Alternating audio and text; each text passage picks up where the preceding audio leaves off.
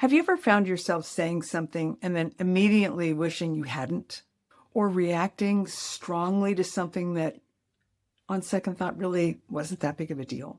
Maybe you snapped at someone, got defensive, shut down, burst into tears, or spent hours replaying a conversation wondering, why did I react like that? If so, you're not alone. Many women know exactly how they respond. Many women know exactly how they want to respond. The problem is, in that moment, something else takes over. Today, I want to talk about why that happens and how you can begin creating more choice between what happens and how you respond. If we haven't met yet, I'm Elaine Louise Stewart, and I work with women who are 50 and above who feel like they've lost themselves somewhere along the way and are looking to find their way back. Today, we're talking about three important ideas. First, awareness creates choice. Second, regulation precedes response, and self-trust grows through practice. Let's start by talking about why so many women react in ways they later regret. Most women think they're reacting to something that happened just now, but often they're reacting to something much more than the current situation. Somebody says something, a plan changes, you feel criticized, ignored, rejected, misunderstood, and suddenly you're flooded with emotion. The reaction feels immediate, automatic, almost impossible to stop. Then later you wonder, why did I make such a big deal out of that? The truth is that most reactions are not about what just happened.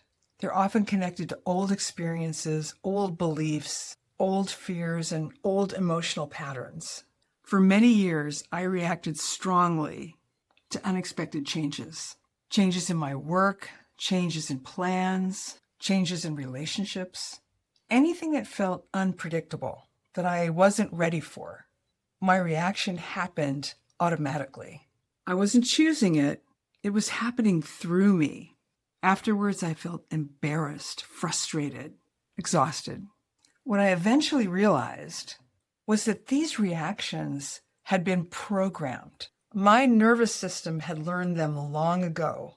The reaction itself wasn't really the problem. The automatic nature of it was. Once I understood that, I stopped trying to shame myself for how I was reacting. Instead, I became curious. What triggered this? What was I feeling? What story was I telling about myself?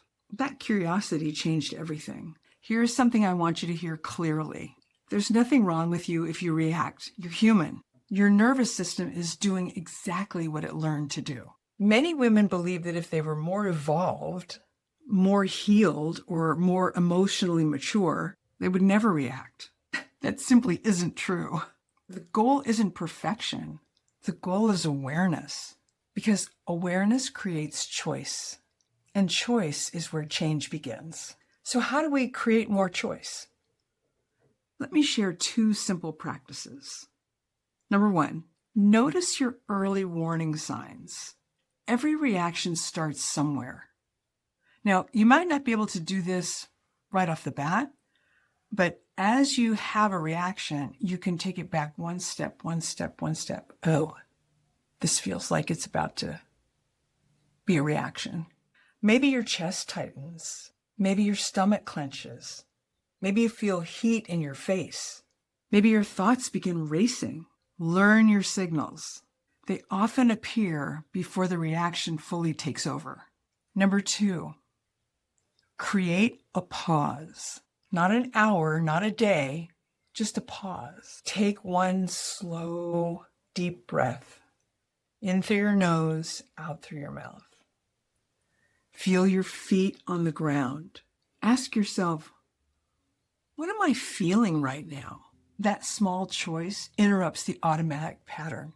And when the pattern is interrupted, choice is possible. The good news is that responding is a skill.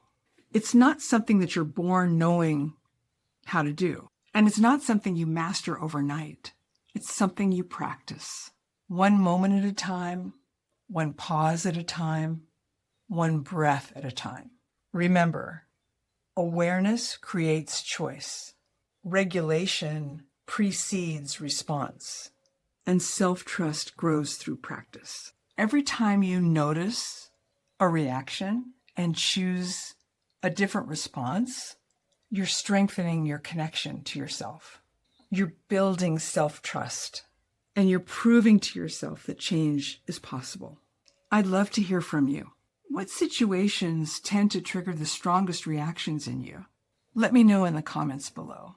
If this video was helpful, please give it a thumbs up and subscribe. I post a new video every week for women who are 50 and above, who want to reconnect with themselves and create lasting change. Next time, we're going to talk about why personal growth can sometimes make women feel worse, because sometimes growth doesn't feel better before it feels different. You've done brave things before. This is just the next step. Thanks for listening. Take good care of yourself. I'll see you next time.